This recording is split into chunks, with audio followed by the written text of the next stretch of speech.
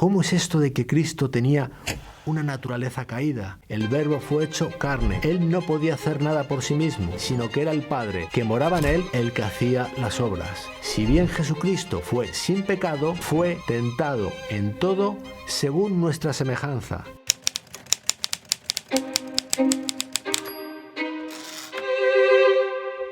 En nuestro último episodio veíamos el contenido del nuevo pacto o pacto eterno. Veíamos el contenido de aquellas promesas que Dios hizo cuando formalizó ese pacto con su Hijo allí antes de la fundación de los tiempos, antes de la fundación del mundo. Y veíamos que el contenido de esas promesas consistía en liberar a la humanidad de la servidumbre del pecado y también contenía la promesa de la vida eterna. Dios estaba prometiendo antes de la fundación del mundo que si la humanidad finalmente caía en pecado, la humanidad sería liberada de él. Y también estaba prometiendo la propia vida eterna, esa recompensa que los fieles, que los creyentes han anhelado desde siempre. Pero hoy no vamos a hablar de promesas, hoy vamos a hablar de hechos, de factos, porque hoy vamos a hablar del Evangelio. Y Evangelio procede de una palabra griega que es Evangelium y que significa buenas nuevas. Buenas nuevas son buenas noticias, son hechos acontecidos, ya no son promesas, son hechos. En el libro de Hechos, capítulo 13, en los versículos 32 y 33. Ahí, en esa parte del Nuevo Testamento, leemos así: y nosotros también os anunciamos el Evangelio de aquella promesa hecha a nuestros padres. Ahí se relaciona el Evangelio con lo que veíamos en nuestro último episodio, la promesa hecha a nuestros padres. Y sigue diciendo, la cual Dios ha cumplido a los hijos de ellos, a nosotros, resucitando a Jesús, como está escrito también en el Salmo 2, mi hijo eres tú, yo te he engendrado hoy. Así que fijaos que en ese texto lo que encontramos es que la Biblia nos dice que cuando Cristo es resucitado, se están cumpliendo las promesas en el pacto eterno, las que veíamos en el último episodio. Cuando Cristo está resucitando, se están cumpliendo las promesas. Y precisamente el cumplimiento de esas promesas son las buenas nuevas contenidas en el Evangelio. Y en el versículo 34 leemos esto. Y en cuanto a que le levantó de los muertos para nunca más volver a corrupción, lo dijo así: os daré las misericordias fieles de David. Así que leemos aquí que ese momento de la resurrección, ya descrito en los versículos 32 y 33, en el versículo 34, a eso se lo identifica con una cosa que la Biblia llama las misericordias fieles de David, y que aún no sabemos lo que es. Pero para saberlo, vamos a irnos a un texto del Antiguo Testamento, en el libro del profeta Isaías. En su capítulo 55 y versículo 3, inclinad vuestro oído y venid a mí, oíd y vivirá vuestra alma, y haré con vosotros pacto eterno, las misericordias firmes a David. Así que vemos ahí, en Isaías 55:3, que cuando la Biblia habla de misericordias firmes a David o misericordias fieles a David, como está recogido en el libro de Hechos, la Biblia está hablando de la misma cosa que pacto eterno. Así que cuando en Hechos 13:34 vemos que al levantar a Cristo se estaban cumpliendo las misericordias fieles a David, nos está diciendo que se estaba cumpliendo el pacto eterno, justo lo mismo que habíamos leído en los versículos 32 y 33. Os invito a ir conmigo a la carta de Pablo a los Gálatas, a su capítulo 3 y el versículo 16. Ahora bien, a Abraham fueron hechas las promesas y a su simiente. No dice ya las simientes como si hablase de muchos, sino como de uno solo, y a tu simiente, la cual es Cristo. Así que Gálatas 3:16 nos dice que las promesas, lo prometido en el pacto, fue hecho a la simiente de Abraham y nos especifica que esa simiente es Cristo. Las promesas fueron hechas a Cristo. En el versículo siguiente, en el 17, dice así: Esto pues digo, el pacto previamente ratificado por Dios para con Cristo, así que allí en ese consejo estaban los dos, Padre e Hijo, y este texto nos dice que la promesa fue hecha de Dios el Padre al Hijo. Vamos a leer un texto más de Gálatas 3. Entonces, ¿para qué sirve la ley? Fue añadida a causa de las transgresiones, hasta que viniese la simiente a quien fue hecha la promesa. La promesa fue hecha a la simiente, y leíamos en Gálatas 3:16 que la simiente es Cristo. Pero recordemos que las promesas eran la liberación del pecado, el cumplimiento de la ley y también la heredad, la nueva tierra en la que viviremos en la eternidad.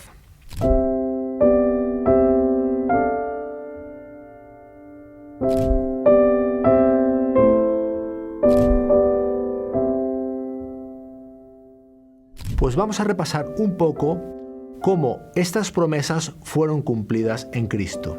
Vamos para ello al libro del profeta Isaías.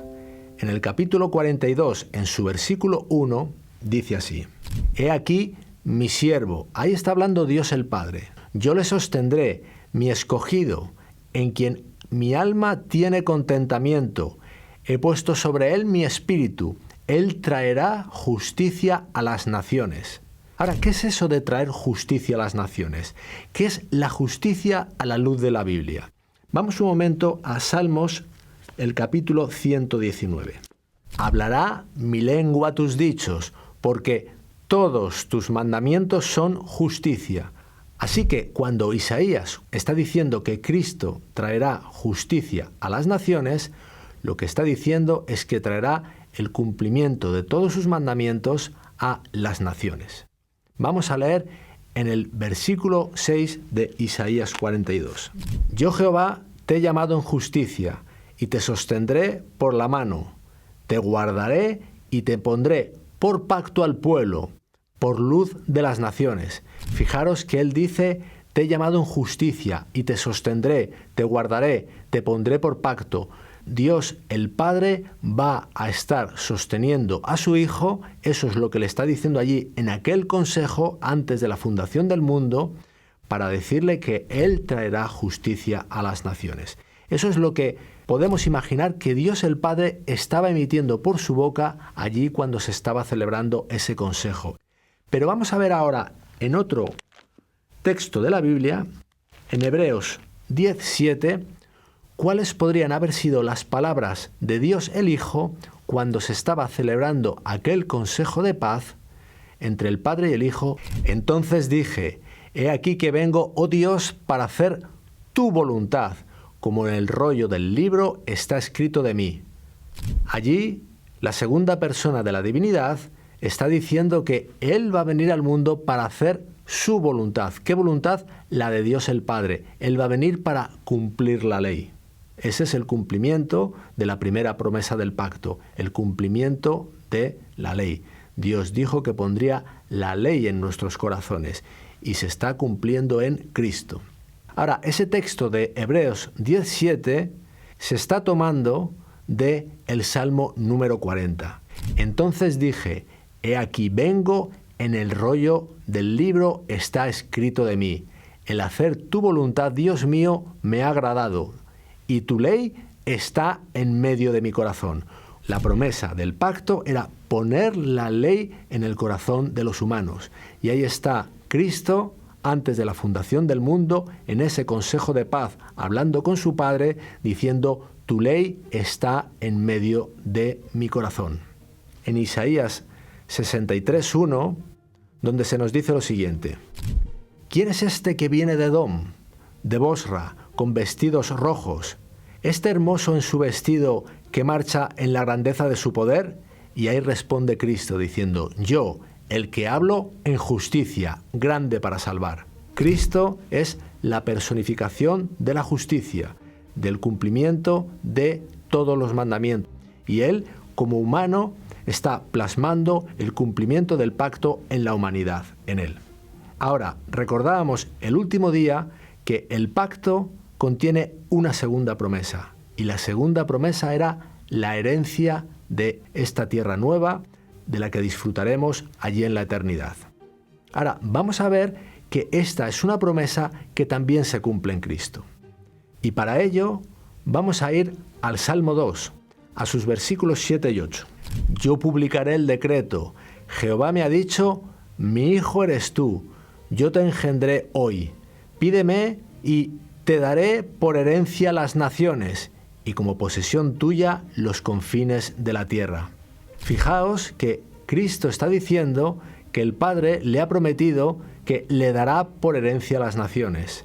Vamos a otro texto que está en Romanos 8:17.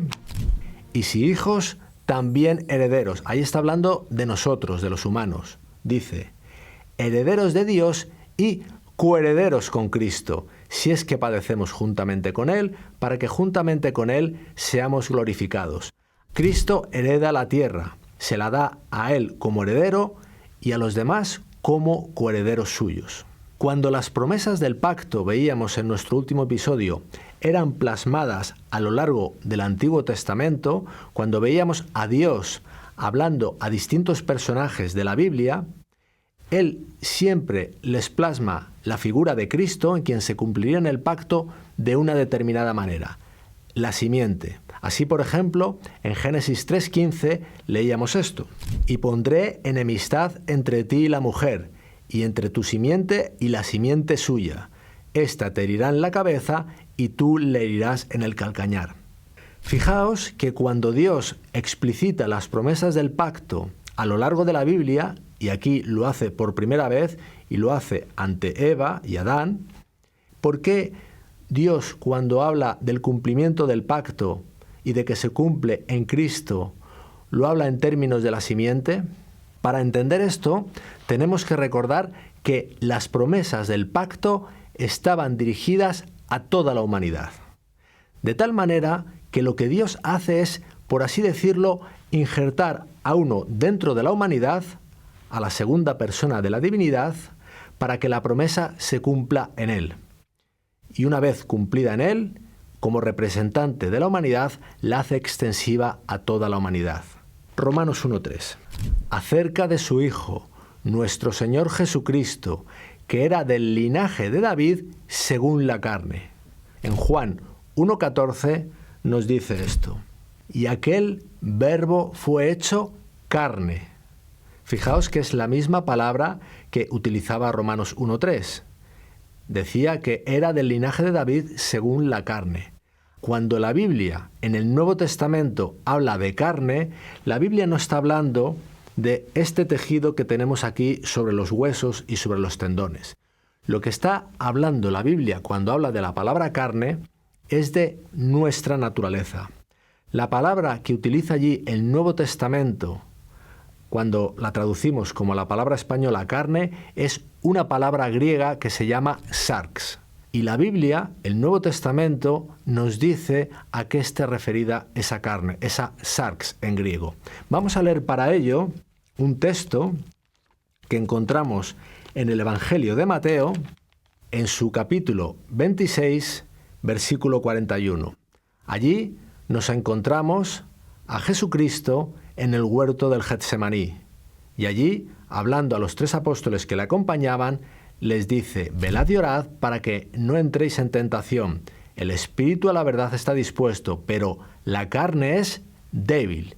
¿Qué nos está diciendo la Biblia cuando dice en Romanos 1:3 que fue hecho del linaje de David según la carne? ¿Y qué nos dice Juan 1:14 cuando nos dice que el Verbo se hizo carne? Pues que se hizo de una naturaleza débil, como la nuestra, una naturaleza caída.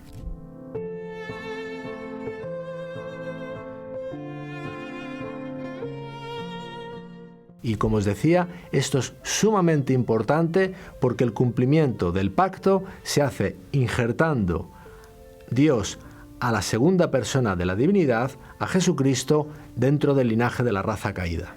La primera carta de Pablo a los Corintios en su capítulo 15, versículo 50. Pero esto digo, hermanos, que la carne y la sangre no pueden heredar el reino de Dios, ni la corrupción hereda la incorrupción. Se establece lo que la Biblia llama un paralelismo hebreo. El paralelismo es entre la carne y la sangre y la corrupción. Dice, la carne y la sangre no pueden heredar el reino de Dios, ni la corrupción hereda la incorrupción. El paralelo a la carne y la sangre es la corrupción, y el reino de Dios es a la incorrupción.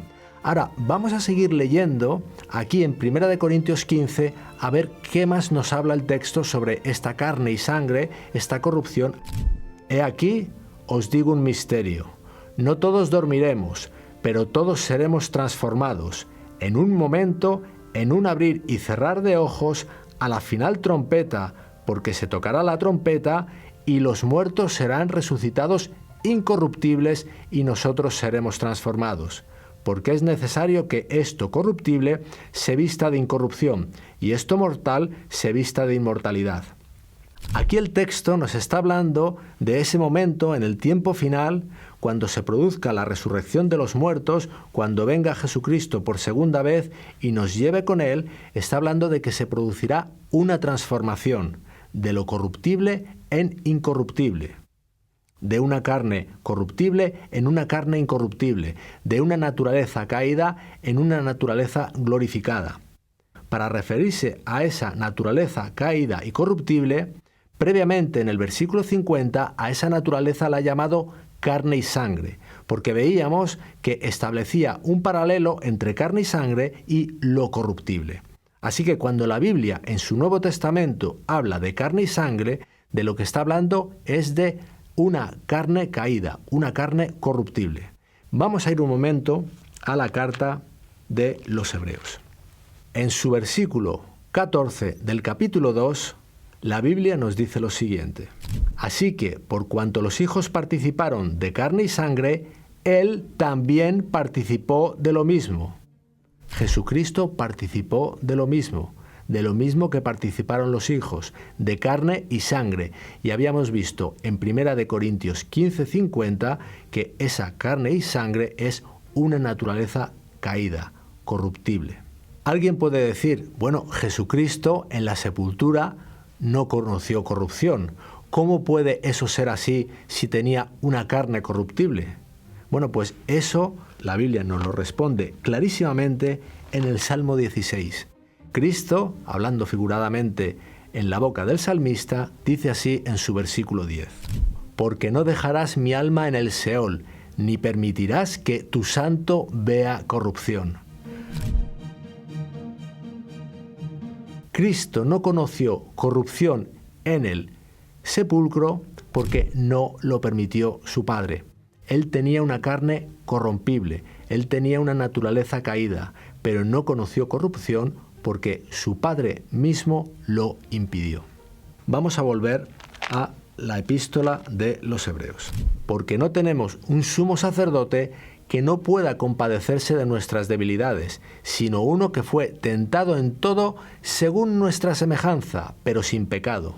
Precisamente por eso, porque fue tentado en todo según nuestra semejanza, Él puede socorrernos en nuestras debilidades, porque las conoció, porque pasó por ellas, porque pasó por el camino por donde pasamos los humanos.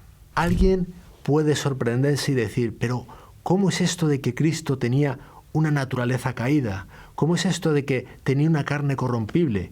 Cristo, el que hacía milagros, el que tenía el poder de Dios. Vamos para ello a leer en el Evangelio de Juan. No puedo yo hacer nada por mí mismo. Esto lo estaba diciendo Jesucristo cuando estaba aquí en esta tierra encarnado. Esto lo estaba diciendo aquel que unos años atrás en el cielo era llamado omnipotente, todopoderoso. Él no podía hacer nada por sí mismo. Vamos a leer un texto complementario a este que está en el mismo Evangelio de Juan, en el capítulo 14, en el versículo 10. ¿No crees que yo soy en el Padre y el Padre en mí? Las palabras que yo os hablo, no las hablo por mi propia cuenta, sino que el Padre que mora en mí, Él hace las obras. Él no podía hacer nada por sí mismo, sino que era el Padre que moraba en él el que hacía las obras. Él estaba verdaderamente en una situación de debilidad. Él tenía una carne. El Verbo fue hecho carne, fue hecho debilidad. Jesucristo pasaba noches enteras en oración, buscando la comunión con el Padre. Era en el poder del Padre que Él hacía esas obras, que Él hacía esos milagros. En la primera carta de Juan, capítulo 4, versículos 2 y 3. En esto conoced el Espíritu de Dios. Todo espíritu que confiesa que Jesucristo ha venido en carne es de Dios, y todo espíritu que no confiesa que Jesucristo ha venido en carne no es de Dios, y este es el espíritu del anticristo, el cual vosotros habéis oído que viene y que ahora ya está en el mundo. Así que fijaos, el espíritu que dice que Cristo no ha venido en carne, no ha venido en sarx, no ha venido en debilidad, es el espíritu del anticristo. Esto es lo que dice la Biblia. Y esto es así porque si Cristo no se ha hecho carne, si Cristo no ha sido injertado dentro de la raza caída, realmente la promesa del pacto no se ha cumplido en la raza humana. Se ha cumplido de una manera externa a ella. Pero la promesa del pacto es que el cumplimiento de la ley se cumpliría en esa raza caída y sería dada a todos los hombres, y lo fue dado en la persona de Jesucristo. Segunda de Juan 7 dice: porque muchos engañadores han salido por el mundo, que no confiesan que Jesucristo ha venido en carne. Quien esto hace es el engañador y el anticristo. Así que nos dice que la idea de que Jesucristo no se ha hecho carne emana no solo del anticristo, sino emana del mismísimo engañador, del mismísimo Satanás. Evidentemente, Satanás está muy empeñado en hacernos creer que la promesa del pacto eterno no ha sido cumplida en Cristo. Y no ha podido ser cumplida en Cristo si Cristo no se ha hecho carne, porque la promesa estaba prometida para los hombres, para la carne. A título de ejemplo, vamos a ver qué consideraciones hace sobre este asunto el mundo católico. Hay una obra escrita allí a finales del siglo XIX por un cardenal católico norteamericano que se llamó el cardenal Gibbons. Y la obra se llamaba La fe de nuestros padres. Pues allí, en esa obra, él menciona estas palabras. Afirmamos que la segunda persona de la bendita Trinidad, el Verbo de Dios, quien en su naturaleza divina es, desde la eternidad, engendrado del Padre, consubstancial con Él, fue venido el cumplimiento del tiempo, engendrado de nuevo y nacido de la Virgen, tomando así para él mismo del vientre materno de ella una naturaleza humana de la misma substancia que la de ella. Así que aquí el cardenal Gibbons nos dice una cosa que es absolutamente cierta, y es que Jesucristo tomó la misma naturaleza que tenía su madre María. Vamos a seguir leyendo la cita del cardenal Gibbons. En la medida en que el sublime misterio de la encarnación puede verse reflejado en el orden natural, la bendita Virgen, bajo la cobertura del Espíritu Santo, comunicando a la segunda persona de la adorable Trinidad, tal como hacen las madres, una verdadera naturaleza humana de la misma substancia que la de ella es realmente y en verdad su madre. La naturaleza de María, cualquiera que fuese, fue heredada por Cristo porque en esa maternidad se cumplieron las leyes de la herencia. Y vamos ahora a otra cita católica. Esta es un artículo de fe escrito por el Papa Pío IX hablando ex cátedra el 8 de diciembre de 1854. Por la autoridad de nuestro Señor Jesucristo, de los benditos apóstoles Pedro y Pablo, y por nuestra propia autoridad, declaramos, pronunciamos y definimos que la doctrina que sostiene que la muy bendita Virgen María, en el primer instante de su concepción, por una especial gracia y privilegio del Dios Todopoderoso, debido a los méritos de Jesucristo, el Salvador de la humanidad, resultó preservada de toda mancha de pecado original, ha sido revelada por Dios y por lo tanto debe ser creída firme y resueltamente por todos los fieles. Así que lo que ahí el Papa Pío IX, hablando ex cátedra, nos dice es que la Virgen fue concebida de manera inmaculada. Fijaos que la cita es del 8 de diciembre de 1854. Por eso todos los 8 de diciembre se celebra en el mundo católico una fiesta llamada la Inmaculada Concepción, porque se acepta como dogma de fe que ella fue concebida de manera inmaculada. Ahora, recordemos la cita que veíamos también dentro de la enseñanza católica, plasmada por el cardenal Gibbons en la obra La fe de nuestros padres, y es que las leyes de la herencia se cumplieron entre María y Jesucristo. Si se cumplieron esas leyes de la herencia entre María y Jesucristo, y María recibió por poder supuestamente divino una naturaleza inmaculada, la naturaleza que recibió en herencia Jesucristo es una naturaleza inmaculada. Es decir, Cristo no se hizo carne, no se hizo debilidad, no fue realmente injertado en una raza caída. Pero fijaos la implicación que tiene esto. Lo que quiere decir en último término es que la promesa contenida en el pacto eterno realmente no se ha cumplido. No se ha podido cumplir en un Cristo que no fue hecho carne, que no fue hecho sarx. Ahora, realmente el mundo católico no inventó aquí nada nuevo. Vamos a ver lo que dice la Biblia en el libro de Daniel, en el capítulo 2, versículo 11. Allí hay una corte, la corte del rey de Babilonia, Nabucodonosor, y están hablando unos astrólogos, unos magos que él tiene allí en su corte. Porque el asunto que el rey demanda es difícil y no hay quien lo pueda declarar al rey, sino los dioses cuya morada no es con la carne. Esto es lo que creía Babilonia, esto es lo que han creído todas las religiones paganas, que Dios no mora con la carne. Pero la Biblia nos dice que el Verbo fue hecho carne. En última instancia, hay dos tipos de religiones en el mundo. La religión de la Biblia, que nos dice que el Verbo fue hecho carne y las promesas de Dios en el pacto eterno fueron cumplidas en él. Y todas las otras religiones, según las cuales el Verbo no se hizo carne, porque Dios no mora con la carne, por lo tanto, Dios está alejado de nosotros, no ha podido cumplir ninguna promesa del pacto eterno en la carne, y el hombre tiene que hacer sus promesas, según veíamos en el antiguo pacto, para alcanzar el favor de Dios. En el Salmo 80, en su versículo 17, leemos lo siguiente: «Sea tu mano sobre el varón de tu diestra, sobre el hijo de hombre que para ti afirmaste». En este texto y en otros muchos le llama hijo de hombre, es porque fue hijo de la humanidad. Él fue injertado en la humanidad. Él no tuvo un padre terrenal. Él literalmente no fue hijo de hombre, pero fue injertado en la humanidad y por eso la Biblia le llama hijo de hombre. Así no nos apartaremos de ti.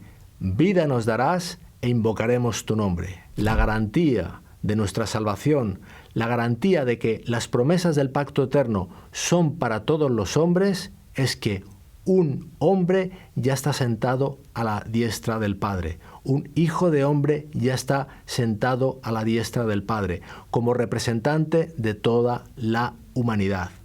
La humanidad entera está sentada a la diestra del Padre, representada en su Hijo Jesucristo.